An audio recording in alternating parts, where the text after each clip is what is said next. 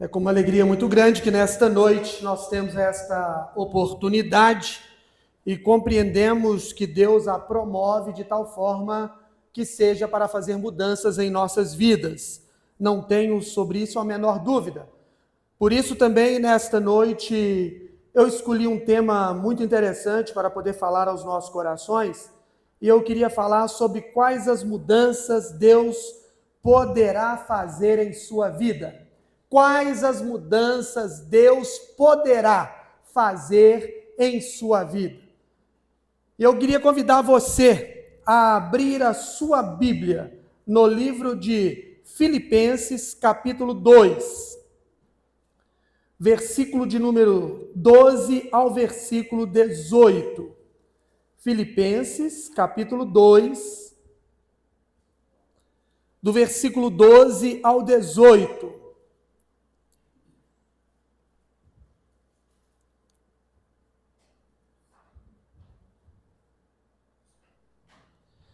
Assim diz a palavra de Deus: assim, pois, amados meus, como sempre obedecestes, não só na minha presença, porém muito mais agora na minha ausência, desenvolvei a vossa salvação com temor e tremor. Porque Deus é quem efetua em vós tanto querer como realizar, segundo a sua boa vontade.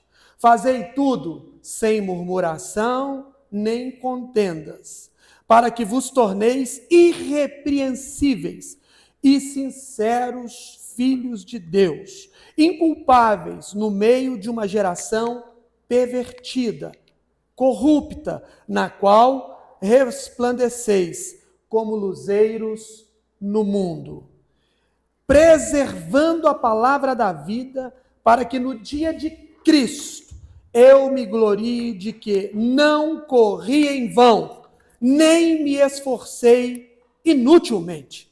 Entretanto, mesmo que seja eu oferecido por libação sobre o sacrifício e serviço da vossa fé, alegro-me e com todos vós me congratulo. Assim vós também, pela mesma razão, alegrai-vos e congratulai-vos comigo. Alegrai-vos e congratulai-vos comigo. Quero, nessa noite também, estar sendo grato aos irmãos, do Solo Ágapes, que estão conosco. Deus abençoe a todos vocês, aí aqueles que estão em casa, aqueles que de alguma forma estão nos ouvindo, que Deus possa abençoar a todos que estão nos ouvindo de várias formas. Queridos e amados irmãos, se nessa noite eu pretendo trabalhar com você mudança, se eu virasse para você nessa noite e dissesse assim: abra sua Bíblia no livro de Crenidenses, você entenderia qual livro você deveria abrir? Se eu dissesse para você: abra sua Bíblia no livro de Crenidenses, você saberia? Acho que só o pastor Tarcísio saberia.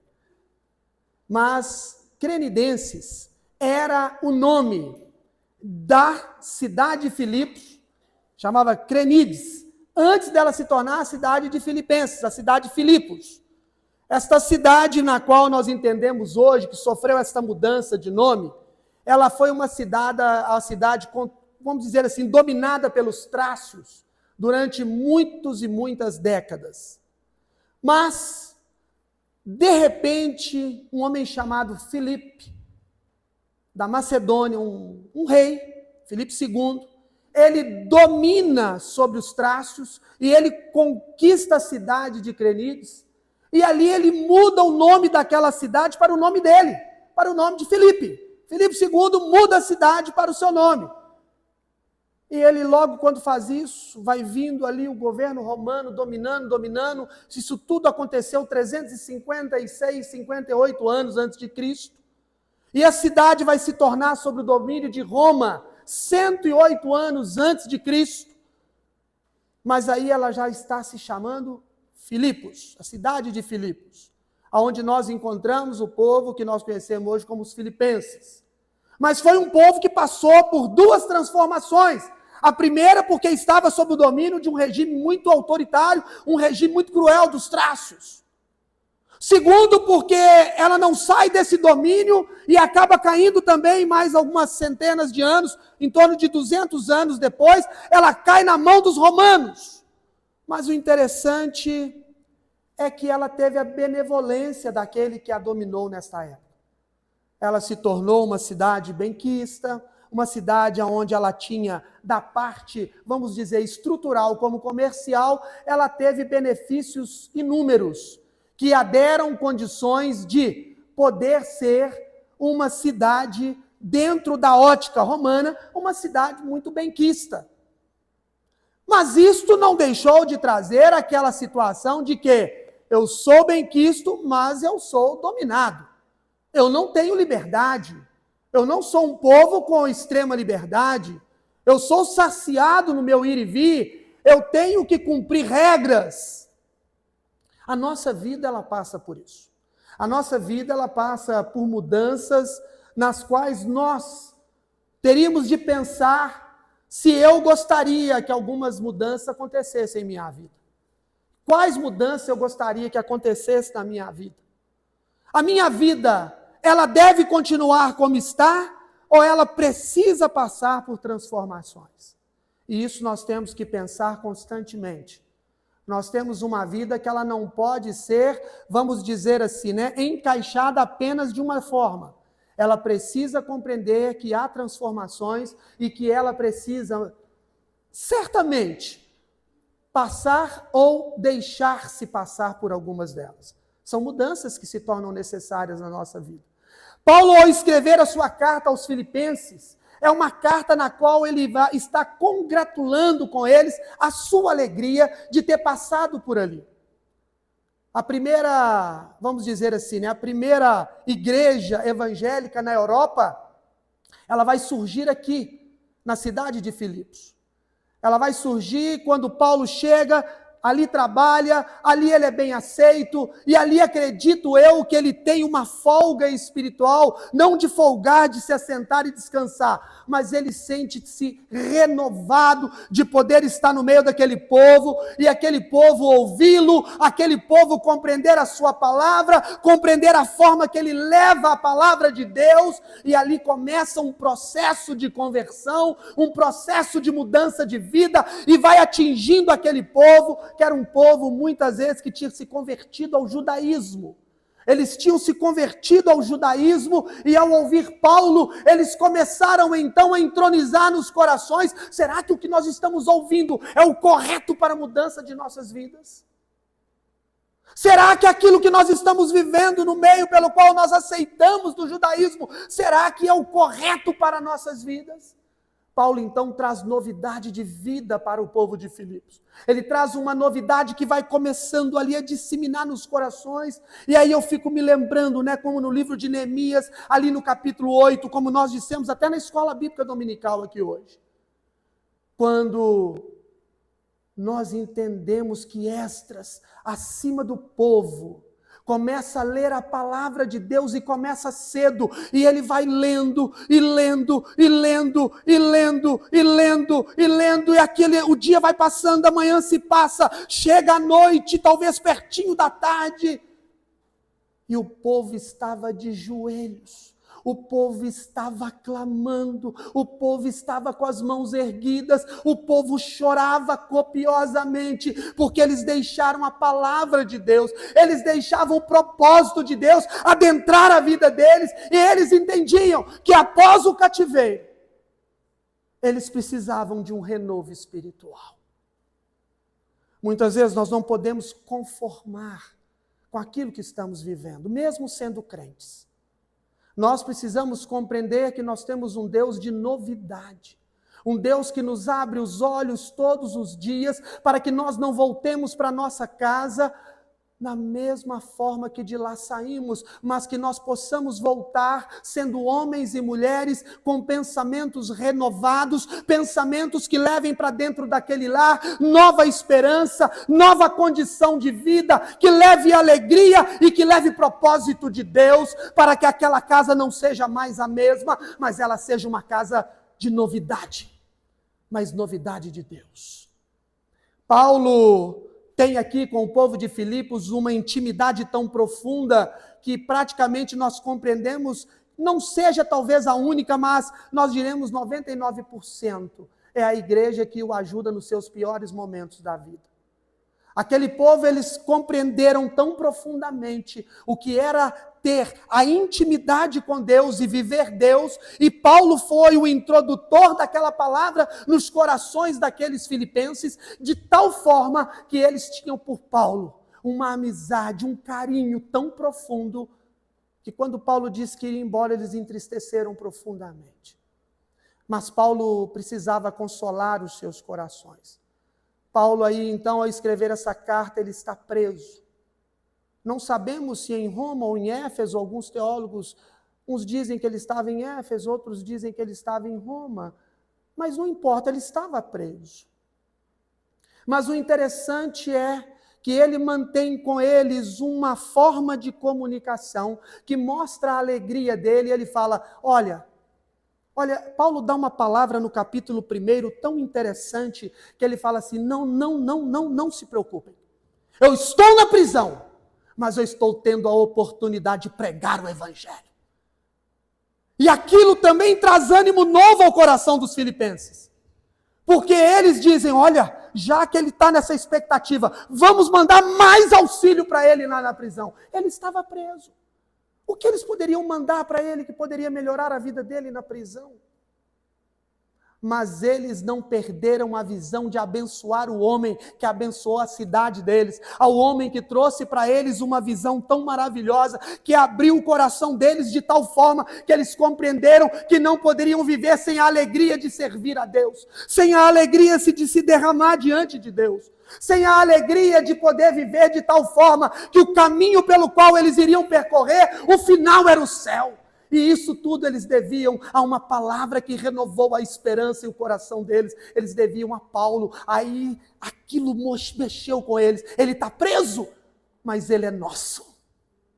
Sabe, queridos, quando nós vivemos de tal forma a palavra de Deus, que ela venha fazer mudança, nós levamos para dentro da nossa casa, para dentro da casa de nossos familiares, para dentro da casa de nossos amigos, tal motivação, tal movimento de fé, que não importa qual seja a dor que a família esteja vivendo, nós entendemos que aquilo que nós levamos ali para dentro daquela casa vai mover cura, vai mover milagre, vai mover novos momentos, vai dar a eles novas expectativas, novas esperanças, porque é uma alegria que invade o meu coração e me dá segurança, me dá intrepidez de poder levar uma palavra de transformação.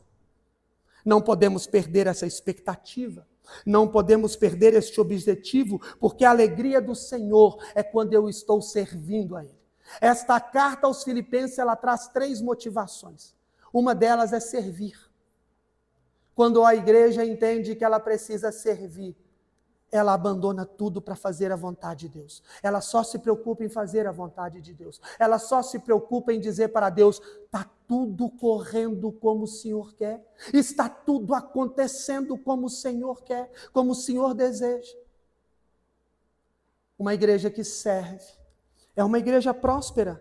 É uma igreja que ela tem fundamento, é uma igreja que ela tem expectativas, é uma igreja que ela tem esperança, é uma igreja que ela passa a viver pela fé. Ela não vive por aquilo que os olhos enxergam, mas ela vive por aquilo que a fé irá lhe mostrar e que ela pode esperar, que ela pode ter expectativa que as coisas vão mudar. Paulo está dizendo aqui no versículo 12, vocês foram e continuam sendo, mesmo com a minha ausência. Se quando eu estava presente vocês eram obedientes à palavra, agora recebo informações que mesmo com a minha ausência, vocês continuam obedientes. Paulo está entendendo que uma fé poderosa, uma fé grandiosa, invadiu o coração dos filipenses de tal forma que eles não estavam com medo de nada. Tudo para eles estava na expectativa. Deus agirá, Deus fará, Deus moverá, Deus estará trazendo mudança na nossa família, na nossa comunidade. Não desanimemos, estamos sendo dominados pelos romanos, mas não se preocupe, temos um Deus acima deles. Então Paulo entende que o coração deles não estava abatido. O coração deles estava, mesmo com a ausência de Paulo, que se tornou para ele uma grande tristeza, está fora da convivência com os irmãos. Para Paulo foi uma grande tristeza, mas também invadiu-lhe uma alegria. Vocês estão cumprindo o que Deus quer. Querido, nessa noite eu gostaria que você pudesse compreender que uma das coisas que Deus quer para as nossas vidas é que nós venhamos a servi-lo e servi-lo em espírito e em verdade. Que venhamos a entender que este serviço no qual nós temos o dever de fazê-lo está além das nossas forças, mas é Ele que nos completa para fazê-lo. Quando você adentra as portas da tua casa, muitas vezes o temor pode estar ali por alguns acontecimentos, mas eu quero que nessa noite você creia que Deus tem mudança para a tua casa, Deus tem mudança para a tua família, Deus tem mudança lá no teu trabalho, Deus tem mudança onde você estuda, Deus tem mudança onde você anda, Deus tem mudança para a comunidade que você vive, mas você precisa estar na direção de Deus. O meu vizinho, já de mais de 50 anos, ele é da Polícia Civil, e ele virou para mim semana retrasada e falou comigo assim: Márcio, eu nunca te pedi nada. A minha mãe está com 95 anos. E na nossa família tem uma dentista, e essa dentista não quer mexer na boca da minha mãe. Ela usa uma dentadura já há mais de 40, 50 anos, e ela foi lá e falou: não tem jeito de mexer. Não tem. Eu naquele momento estava ali na rua, no passeio da minha casa com ele, eu falei: Senhor, esse homem nunca me pediu nada. Ele só me favorece, mas nunca me pediu. É a primeira vez que esse homem me pede uma coisa. Senhor, me dá uma palavra de intrepidez. Isso tudo ocorreu assim em segundos na minha mente. Eu virei para ele e falei: Valtinho, vamos lá que eu vou olhar a boca da sua mãe e eu tenho certeza que Deus me deixará mexer nela. Eu trabalho com prótese há 40 anos. A mãe dele tem 95 anos e é difícil você falar que vai mexer numa prótese de 40, 50 anos e aquela pessoa vai aceitar, porque a gengiva de uma pessoa nessa idade ela é muito difícil. Adaptar-se às coisas novas, a mudança é muito difícil. E quando ele falou: você vai lá comigo? Eu falei: vou. Agora? Eu falei: agora. Ele falou: não é agora não. É 4 da tarde. Isso era por volta de 10 da manhã. Eu falei: tranquilo, 4 da tarde. E fiquei naquela expectativa: Deus me usa, Deus me use, Deus me usa, Deus me usa, Deus me usa. Senhor, tu vais me usar. E quando lá cheguei, olhei, ela já está acamada, mas a memória dela é fantástica. Lembra do meu aniversário, do aniversário da Valéria, do aniversário das minhas filhas, lembra do aniversário de todo mundo da família dela, conversa normalmente. E eu falei: dona Nora, eu vim aqui para olhar a boca da senhora. Ela abriu, pedi as dentaduras dela, olhei a boca, falei assim: eu consigo, Valtinho, mexer na boca dela e vou entregar para ela um trabalho esplendoroso, novo. Aí ele olhou assim para mim, virou para a irmã dele e falou assim: vai lá e chama a doutora fulano de tal, que é a dentista. Aí a menina olhou: ah não, ela não está aí, ela saiu e tal. Tinha saído mesmo. Peguei, trouxe para o meu laboratório, trabalhei ela toda, falei: Valtinho, nós não vamos fazer nova, eu consigo fazer essas daqui ficarem novas. Eu consigo fazer elas serem novas, como se tivesse saído assim, da linhagem de montagem na hora. Da linha de montagem na hora. Peguei, trabalhei. A minha esposa sabe que eu fiquei horas e horas. Amanhã, 8 horas da manhã, eu vim aqui colocar na senhora. 8 horas da manhã eu estava na casa dela. O filho dela foi. Nós fomos. Cheguei lá. Deus, é o Senhor agora. Pá. Ela, pá. Nossa, mas ficou linda, pastor. Meu Deus, mas... A filha olhou e ela falou, pastor, eu não ouvi assim, eu estou modelo, ela está segurando na minha boca. Eu falei, era isso que eu queria. E eu sabia que eu tinha competência, porque Deus me deu, dona Nora. Tudo Deus. Eu, de mim mesmo, não tenho capacidade de fazer nada. Mas Deus me deu. Ela falou, agora me dá o preço, me dá o valor. Eu falei, dona Nora, o que eu vou pedir à senhora é que a senhora me deixe orar por toda a família, é o preço que eu preciso que a senhora me dê a condição de fazer. Ela falou assim, claro. E ali pudemos orar com a família, com eles. Ali ela me convida para voltar mais vezes, sempre me convidou, uma pessoa que eu tenho um carinho muito especial. Mas o interessante é quando você promove mudança na vida daquela pessoa com aquilo que você também pode fazer. Promover mudanças, tudo não tem que me trazer retorno. Não tem que me trazer condições financeiras, não tem que me dar alguma coisa, algum subsídio, algo que possa me dizer, não, eu fiz e agora estou sendo... A recompensa foi, o valor foi a oração. Eu creio que Paulo estava vivendo e fez o povo de Filipos entender que servir era melhor do que receber. E muitas vezes a nossa igreja, você que está nos visitando nesta noite, você precisa compreender que para você levar algo para a tua casa, primeiro você precisa oferecer a sua vida a Deus e dizer para Ele, me usa, Senhor. Faça de mim um instrumento do Senhor, aonde eu bater os meus pés, aonde eu colocar a planta deles, aonde a minha mão tocar, aonde os meus lábios abrir, aonde os meus olhos enxergar, eu preciso que o Senhor me use. E aí você vai entender que a tua casa passará por mudanças como você nunca na realidade imaginou que elas passariam.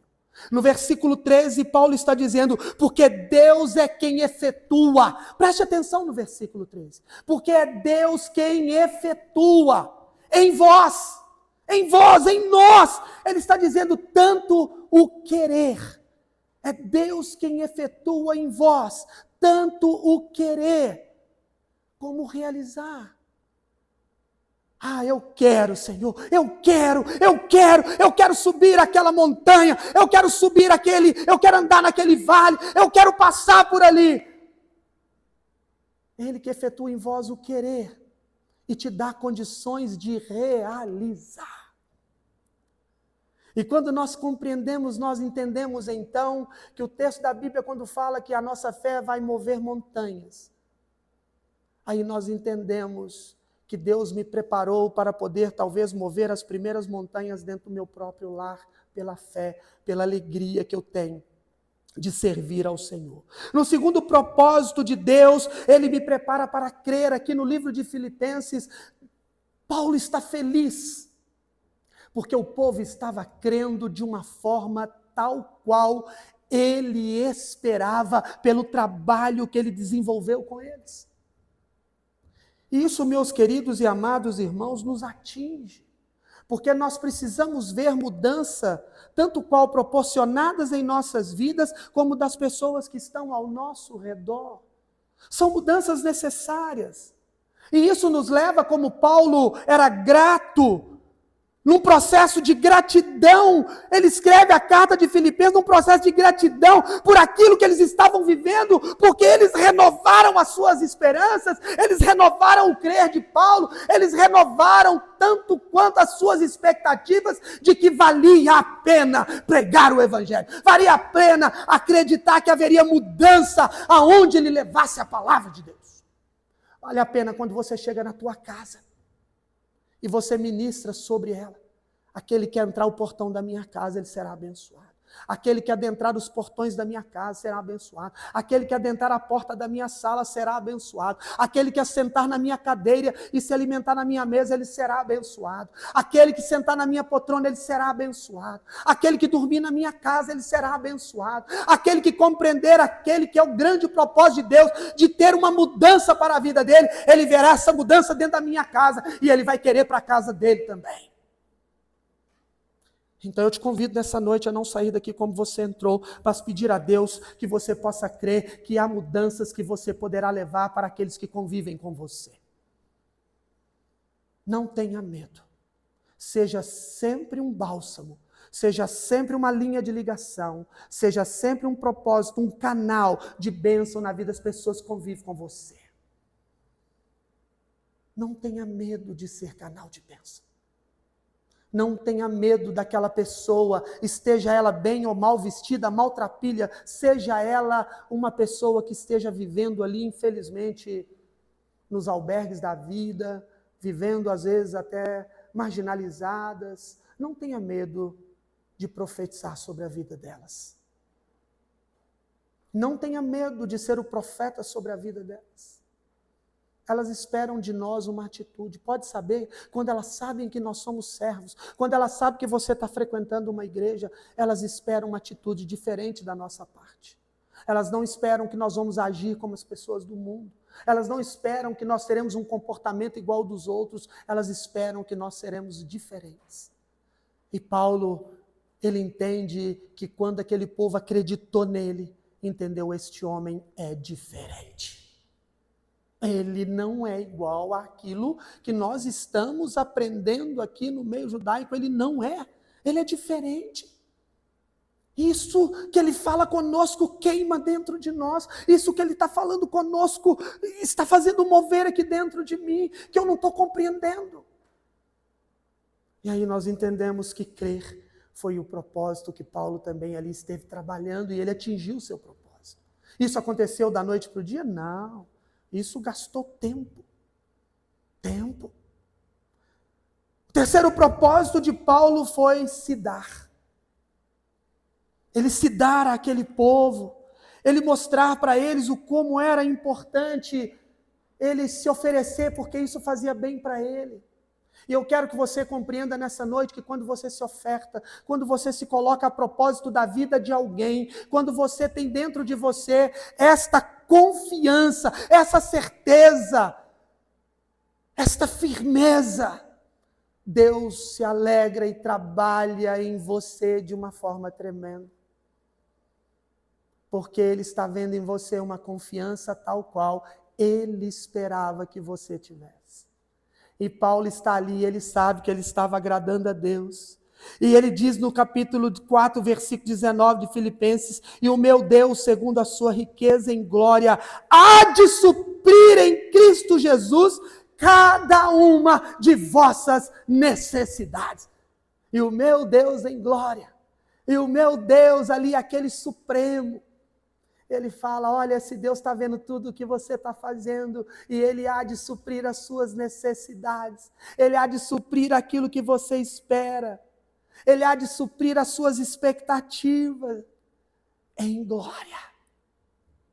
Então, quando nós servimos a Deus, esse Deus que a riqueza dele é a glória, Ele nos mostra o quão importante é quando nós nos doamos para quem está convivendo ao nosso redor, às vezes até passando. Às vezes eu acompanho na televisão.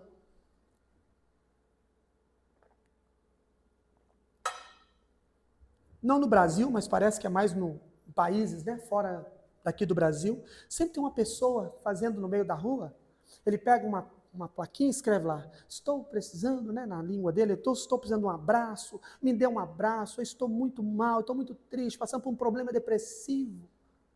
Aí você conta, passa 1, passa 2, passa 10, passa 20, aí vem um e dá nele um abraço. E aquela pessoa que abraça, aquele que pediu o abraço, quando você vê eles mostrando o rosto daquela pessoa, tem alguns que até estão chorando. E aquele homem colocou aquilo ali para ver a receptividade no mundo atual das pessoas àqueles que estão ali pedindo apenas um abraço. Ele não está te pedindo dinheiro, ele não está te pedindo um prato de comida, ele não está te pedindo nada, ele está te pedindo apenas um abraço. E aquela pessoa que para e tem aquele afago maravilhoso e se doa por apenas alguns poucos segundos, aquela pessoa que abraçou começa a chorar. É muito bonito. Acredito eu que Paulo, quando estava em Filipos, isso é uma conjectura minha, acredito eu que quando ele abraçava ou era abraçado, eu acredito que as pessoas choravam. Eu acredito que lágrimas desciam pelas faces.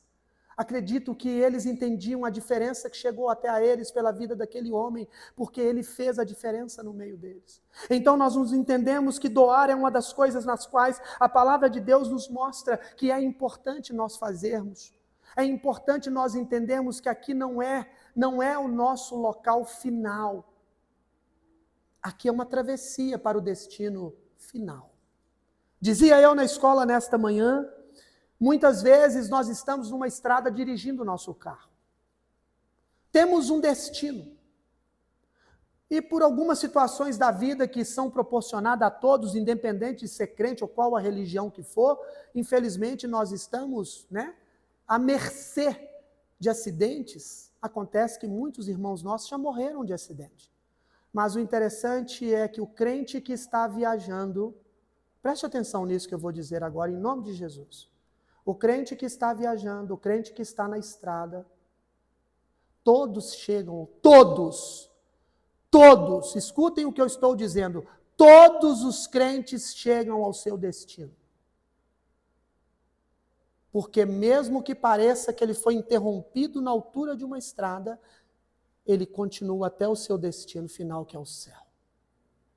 Todo crente chega ao seu destino. Eu posso ter feito o meu planejamento, mas Deus fala, o seu destino será aqui comigo. Então todo crente chega. Ele pode estar viajando, ele pode ter sofrido acidente, ele pode ter morrido. A viagem dele não acabou ali. Ela continua até ele chegar ao céu. Então todo crente chega ao seu destino. Nenhum deles deixa de chegar ao seu destino. Porque no mundo nós teremos algumas aflições e algumas delas é até morte. Algumas delas é até morte. Podemos perder alguns, podemos perder o emprego, podemos ser roubados, assaltados. Podemos passar por circunstâncias contrárias pelas quais nunca desejaríamos ter passado. Mas quando nós entendemos que Deus proporcionou em nós mudanças nas quais nós passamos a viver por Ele, porque dele, por Ele, para Ele são todas as coisas. Aí nós entendemos que as mudanças que vieram sobre a minha vida me levam a uma intimidade com Deus. Me levam a realmente não duvidar de mais nada.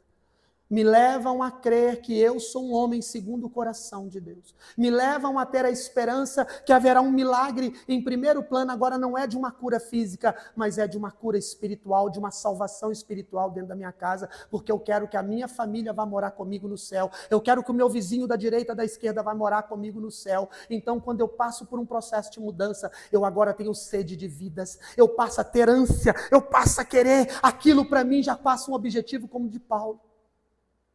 Então ele vai dizer aqui no capítulo 1, muito interessante.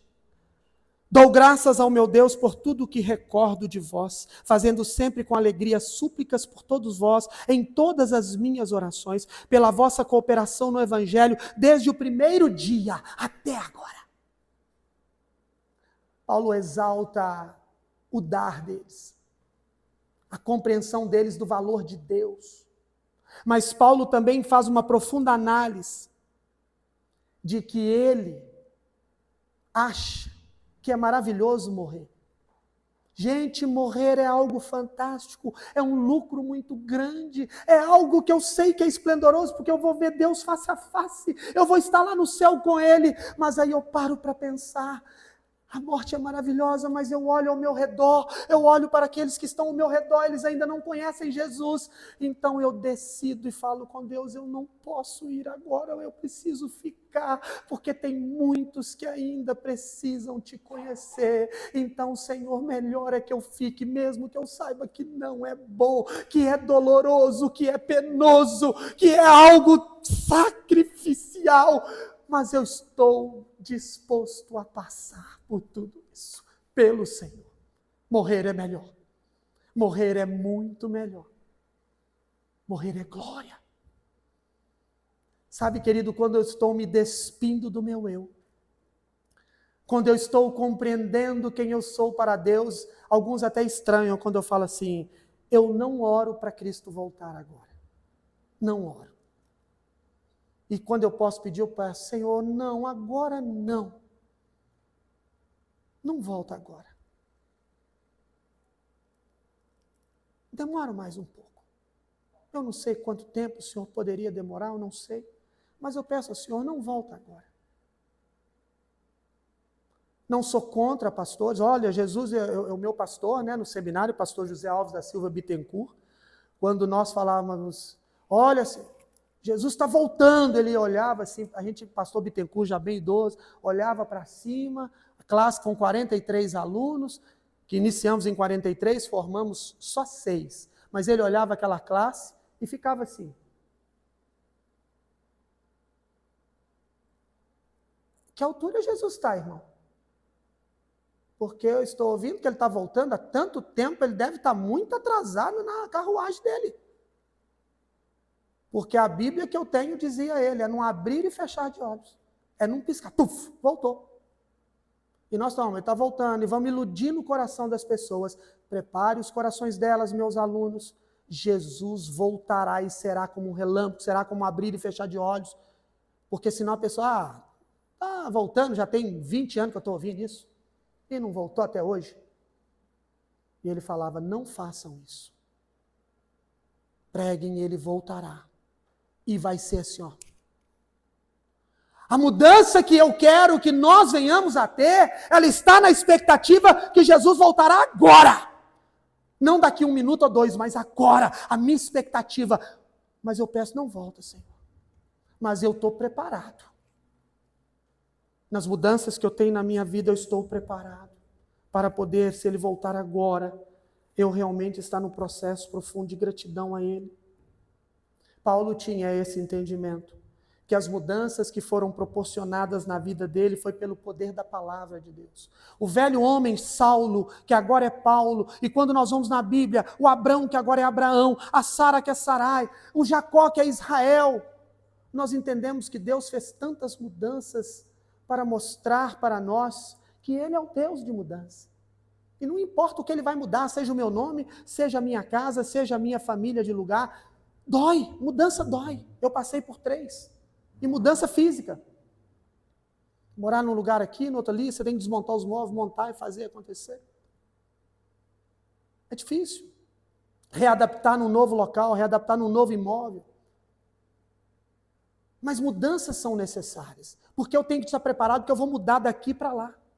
Eu tenho de estar preparado para esta mudança. Eu vou mudar daqui para lá. E qual é o dia? Eu não sei, mas eu estou preparado para quando acontecer, eu estar já totalmente com toda a minha bagagem, toda ela aqui, ó, tranquila, para que eu seja recebido pelos anjos, para que eu seja recebido pelo meu Deus, lá no reino celestial. Esta é a segurança que eu tenho, que a mudança que eu fiz me proporciona essa garantia. Será que todos nós que estamos aqui nesta noite temos essa convicção? Paulo tinha, que a palavra tinha proporcionado isso para ele. Que ele ouvia dos filipenses que era maravilhoso ter convivido com ele, trazia no coração dele plena convicção de que ele estava preparado para tudo que diante dele viesse.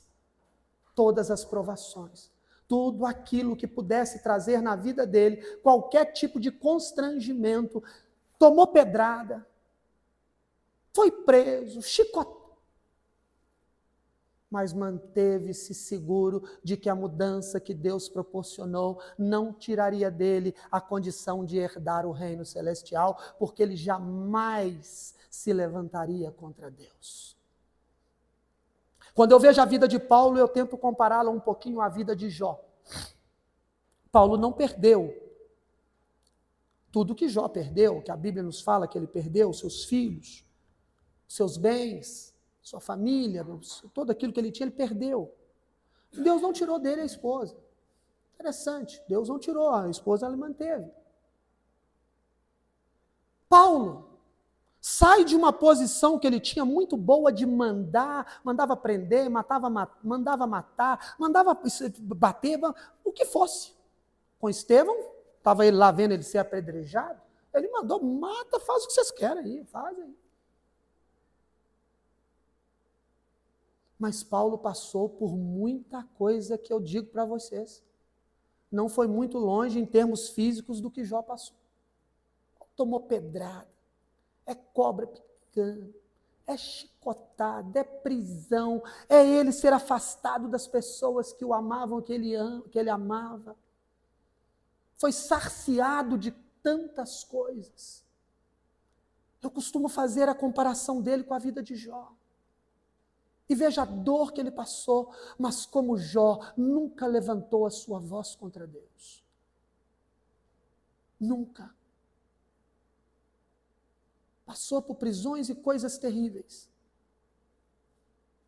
Mas ele sempre desejou, aonde ele estava, seja na prisão, seja livre, de propagar o nome de Jesus.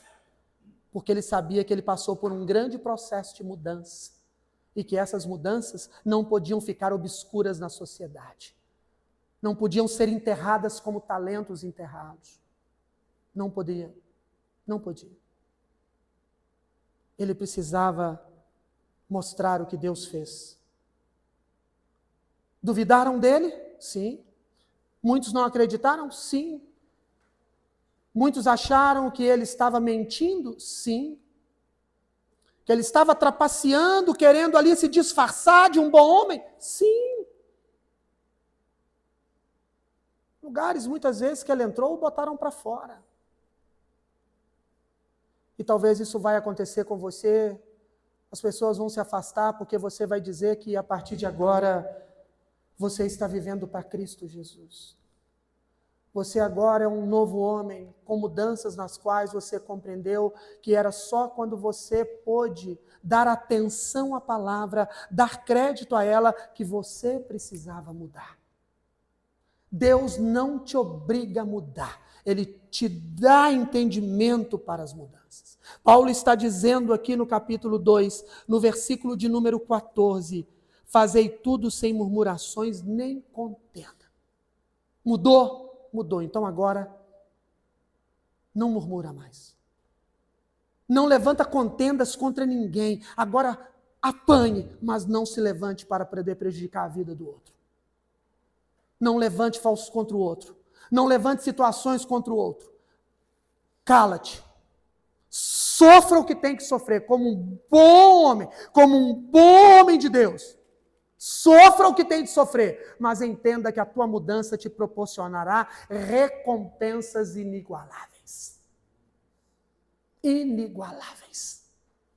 Sem contendas. Não levante contendas. Não murmure, não faça. Agora seja um novo homem, uma nova mulher. Entenda o propósito de Deus. Entenda o que Deus quer para a tua vida. Ele quer te transformar uma nova criatura, em que você vai ouvir as pessoas muitas vezes falar contra você e você olhará para elas. Vai doer em você, mas você vai dizer: Senhor, eu sou tua, eu sou teu, e isso não me afasta de ti. Isto não me afasta de ti.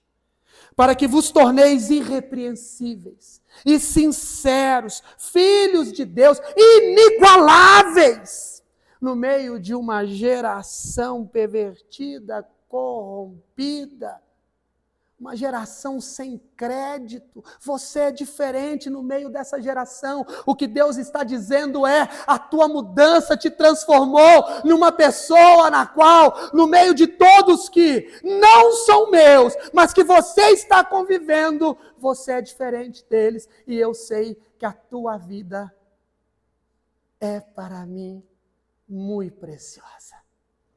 Porque você está no meio de uma geração perversa, de uma geração corrompida, e você aceitou mudar para viver da minha forma, do jeito que eu quero.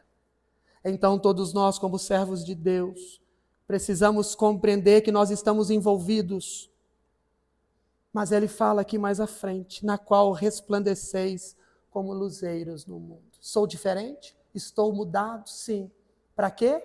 Para resplandecer aos corações daqueles que estão ao meu redor. Eu tenho de ter uma sede. Eu quero que eles estejam aonde eu estou. Eu quero que eles vão para onde eu vou. Eu quero que eles vivam o que eu estou vivendo. Eu preciso desejar tudo isso para as pessoas que estão ao meu redor.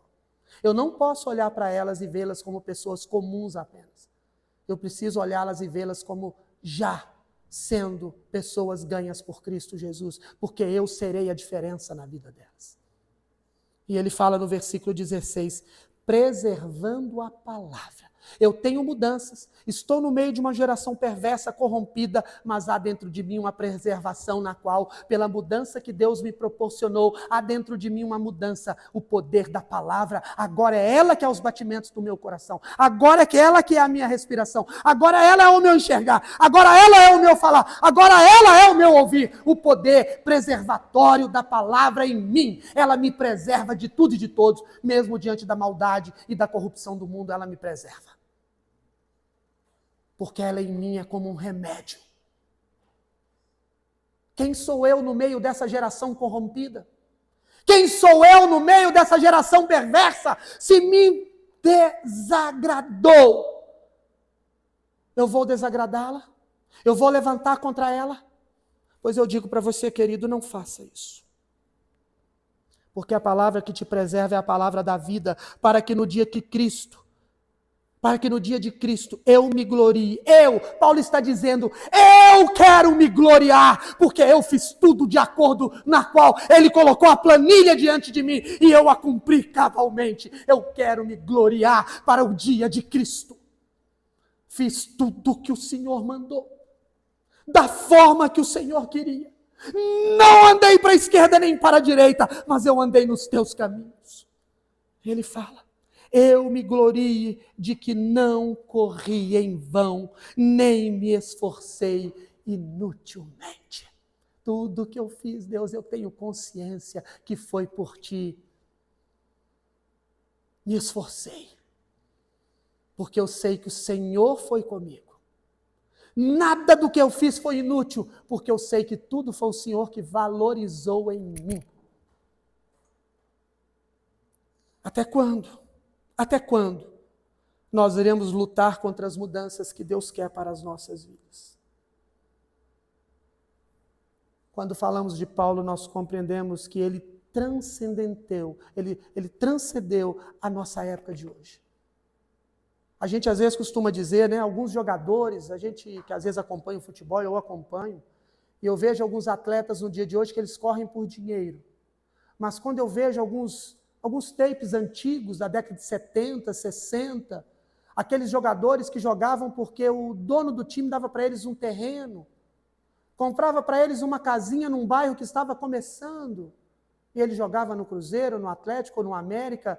No Rio de Janeiro, a condição financeira na década de 60 e 70 era um pouco melhor, porque os jogadores de lá já saíam para o exterior mais cedo, os clubes se enriqueceram mais, tanto quanto em São Paulo, mas nós entendemos que eles jogavam por amor mesmo, ficava no clube 10 anos, 15 anos, aposentava ali. Hoje, jogam enquanto o dinheiro entra na conta, não entra mais, não jogo mais. Acabou. Quando Deus promove uma mudança em mim, essa mudança não é pelo que Ele faz, o que Ele me dá é pelo que eu ofereço para Ele. É que eu entendo que agora é eu que tenho de dar. A mudança não me leva a querer nada de Deus, a não ser que a palavra dEle seja viva e eficaz na minha vida, para que ela possa ser utilizada em mim para fazer a diferença na vida do outro. Paulo então compreende isso.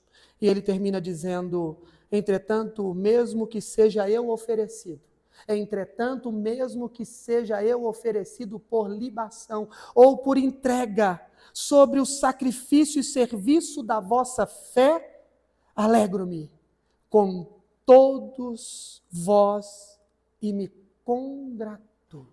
Mesmo que tudo possa parecer que no momento não esteja bem para mim, eu me alegro por causa de vocês. Olha a alegria dele com o povo de Filipenses, com os filipenses. Olha a alegria. Qual a alegria que você tem na tua casa, com a tua família? Qual é a pessoa que você mais se aproxima dela na tua família? Qual a pessoa que você olha mais profundo nos olhos dela? Pois eu convoco a nós outros aqui na igreja, a você que está nos ouvindo, a olhar para dentro da sua família e dizer, eu preciso olhar profundamente nos olhos de todos aqueles que fazem consanguineamente primeiro parte da minha família. E mesmo que haja alguns problemas, eu preciso entender que, em primeiro plano, eu preciso interceder por eles.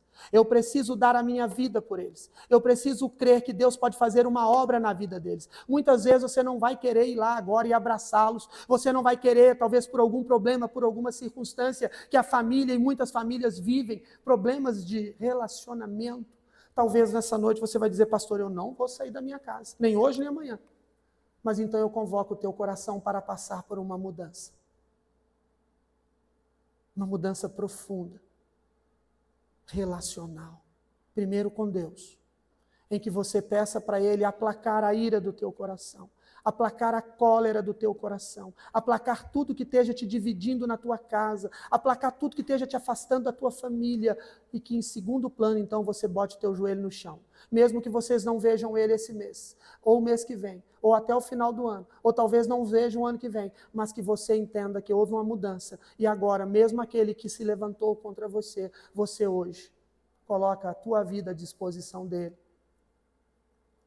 mostrando que houve mudanças e que essas mudanças foram proporcionadas por Deus. Que nessa noite a nossa igreja possa, então, em nome de Jesus, ver a nova trajetória, ver o novo motivo que Deus tem para nós, e que possamos saber que tudo foi proporcionado por Ele, e que essas mudanças, elas nos trarão benefícios sem fim, benefícios que nos mostrarão hoje e o amanhã, que tudo valeu a pena, porque eu me deixei mudar. Quero convidar a igreja a curvar a sua cabeça. Quero convidar você nessa noite a compreender que nós passaremos por um problema profundo, porque quando nós nos aproximamos mais de Deus, mais Satanás se levanta contra nós. Então, eu não estou dizendo para você que você vai sair daqui nessa noite e será um mar de rosa. Talvez eu possa dizer para você, você está também agora tendo pessoas, tendo seres que se levantem contra você para você não ser o que Deus quer que você seja, para que você não passe pelas mudanças que Deus quer que você passe. Com tua cabeça ainda curvada, João 1,12 diz, mas todos quanto receberam, deu-lhes o poder de serem feitos filhos de Deus, a saber, aos que creem no seu nome. Mudança que Deus quer para você.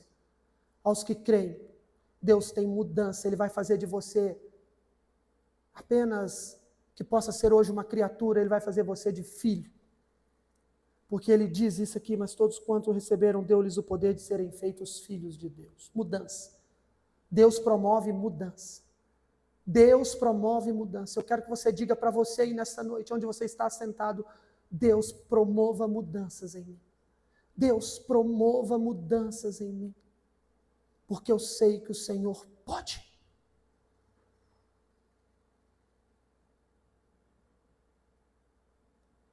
Eu sei que o Senhor pode.